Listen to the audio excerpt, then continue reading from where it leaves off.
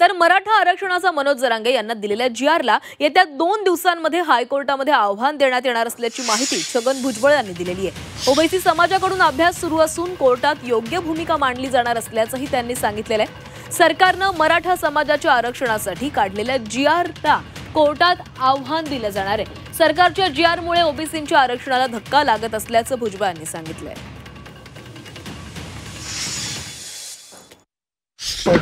हा जो जीआर आहे त्यातली शब्दरचना जी आहे ती पुढे जी आहे ती ओबीसीसाठी अडचणीची ठरणार आहे।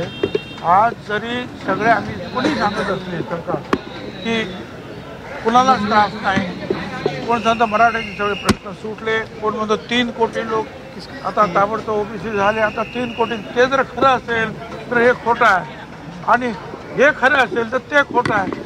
खऱ्या खोटं नक्की काय आहे हे शोधण्याचा आमचा हैदराबाद गॅजेटच्या विरोधात तुम्ही कोर्टात जाणार आहात असं कळतंय। तुम्ही कोर्टात जाणार 2-4 दिवस जे आहे, आज ही रजा होती, सगळी सुट्ट्या चालल्या होत्या, त्यामुळे वकील साहेब सुद्धा भेटत नव्हते। परंतु जे आहे 1-2 दिवसामध्ये आमचे कार्यकर्ते जे निश्चितपणे